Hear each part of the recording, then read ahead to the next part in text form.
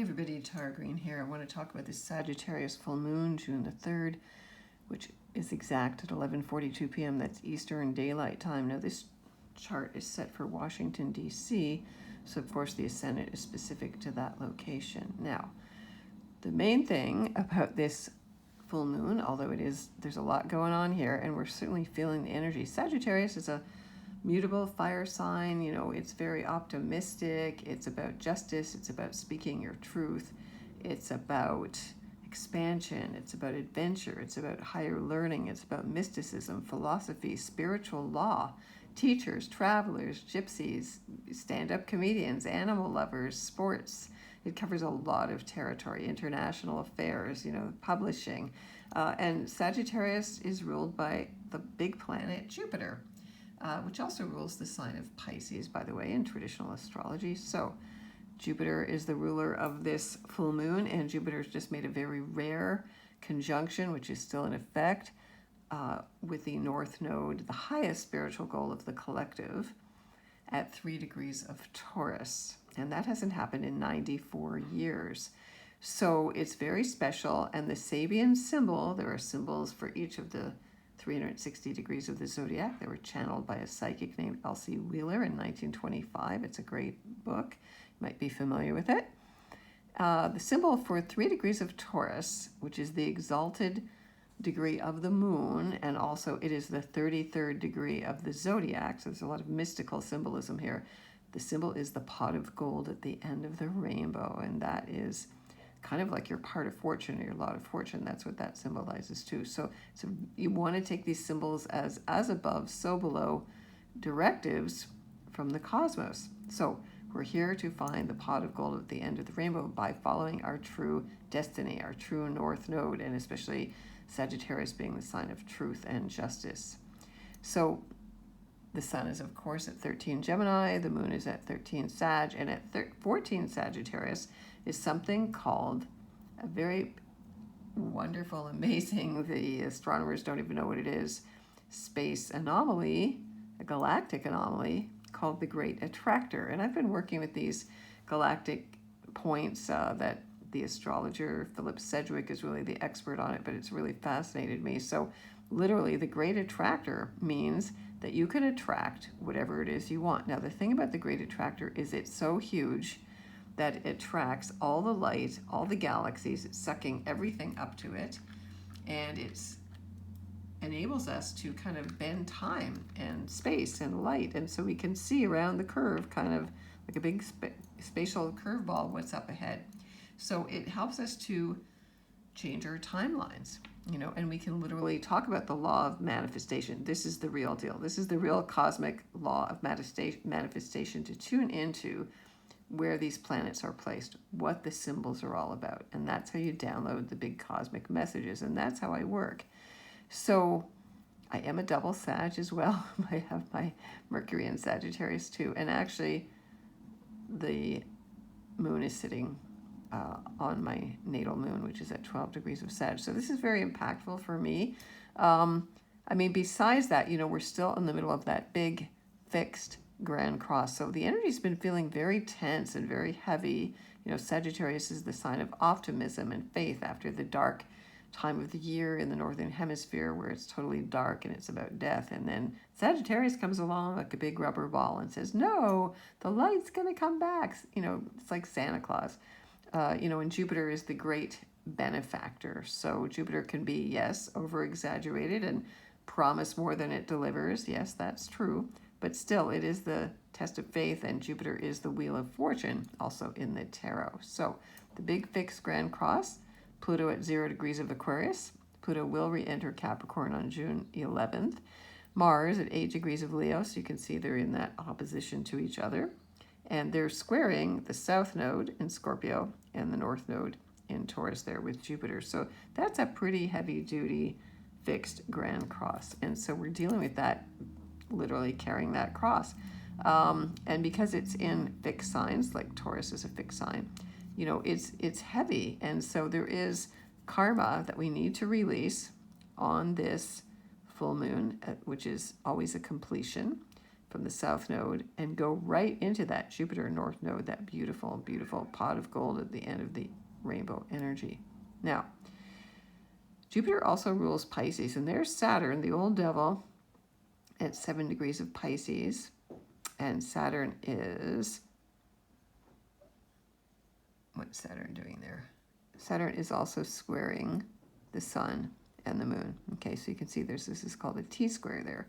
So, you know, Saturn is interesting in Pisces. It's the most grounded, the heaviest, the most realistic planet, maturity, testing, obstacles in the most unreal sign, the sign of everything ephemeral.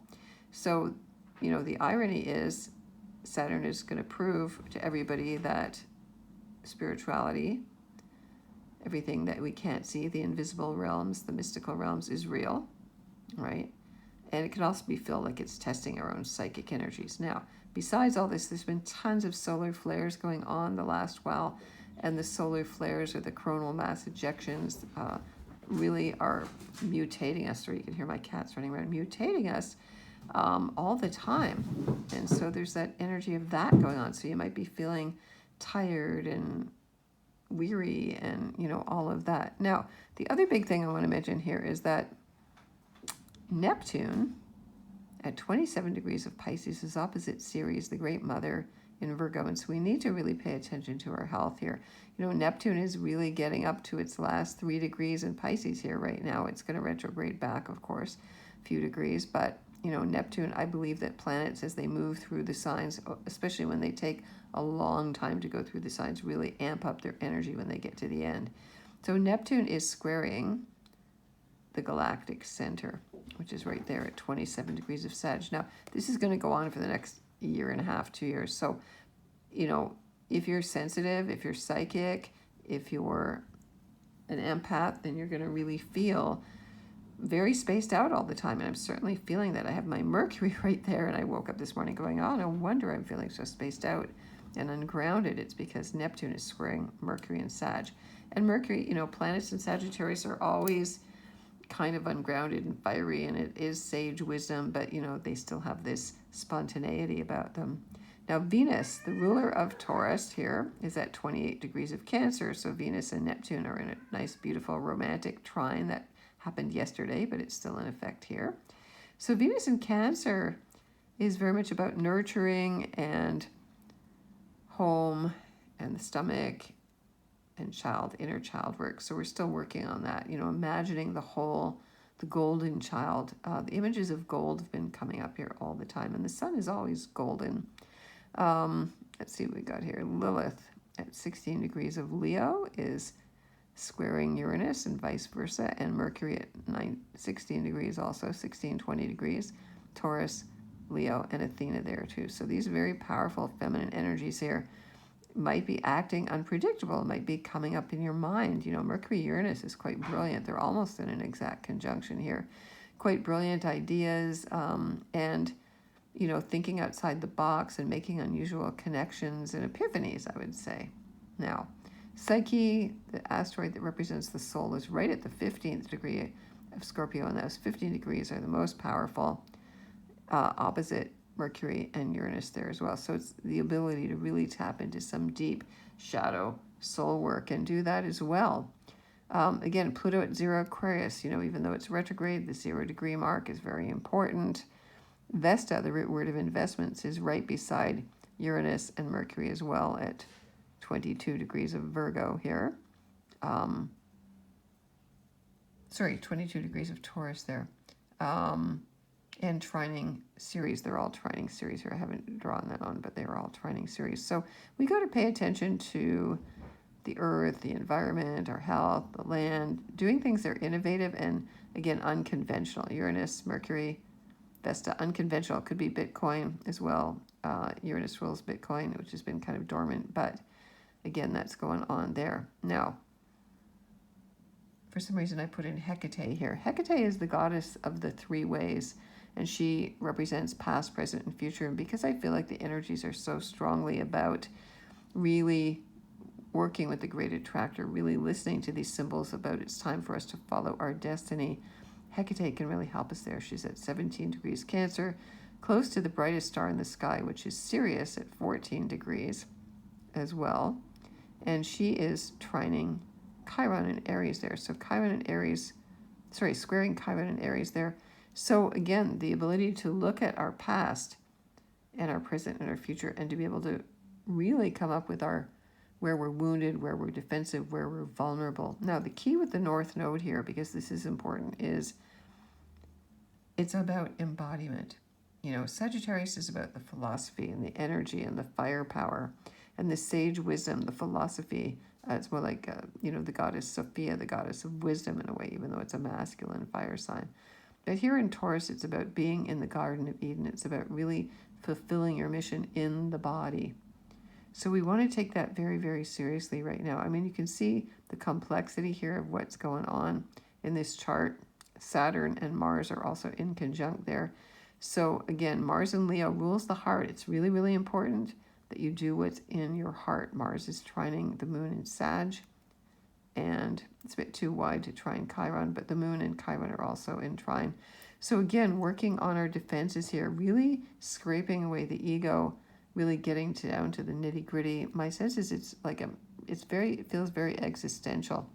I spend a lot of time on Twitter, and somebody mentioned that just as I was about to say that. It's feeling very heavy, very existential. It's like we're questioning, the deeper truths. Why are we here? That's always what Sagittarius is all about. Aiming higher, aiming the arrows higher to the cosmos. Why am I here? And so we want to really get in touch with that great attractor, because we want to be really clear. We have to clear things out first and be very clear about what we want to attract. It's like, be careful what you wish for. There's Neptune, kind of, the wishing planet there, in Venus, the wishing star. You can see her really beautifully in the sky at night. So Venus is going to enter Leo soon. So really relish this last bit with Venus in Cancer. Honestly, my family and I have been eating the best meals all night, every week. My daughter's a wonderful cook, so I'm grateful for that. And also, this is really about gratitude. Jupiter is the ruler of Pisces. Gratitude, Jupiter and Saturn and the North Node are in a sextile here. So be very grateful for what you do have. And if you do want to join me tonight, I am doing a live Zoom workshop at 5 p.m. Pacific Daylight Time, 8 p.m. Eastern Daylight Time on this workshop, and really channeling a guided meditation to help you to really ground and center and pull in all of these amazing energies. I've got some kind of insider information, which I'm not talking about here, but that will be brought through. So it is by donation with a suggested minimum of $15. You can go to my website at taragreenetarot.com and sign up there. And I'm looking very forward for you to join us. I have a wonderful group of seekers, spiritual seekers. So if you've never been to one of my workshops before, they're very powerful. This can be a very life-changing energy. So I want to get in touch with me again, taratarot.com, sending you all the best blessings. Now remember, if you have anything at 13, let's give it a few degrees. It's full moon. So let's go back to, let's say, 8 degrees. Gemini, Sag, Virgo, Pisces. You will be really drawn into the energies of this full moon. Okay, it's not a supermoon. I saw somebody put some information, but they're not a supermoon. Supermoons don't start till July, August, September, October, I believe. There's 4 of them this year. So think about, what is your highest goal? What do you need to embody? Why did you choose to be born? To show up in the here and now. Okay, and we need clarity, and we need to speak our truth. Very, very important. And we need justice.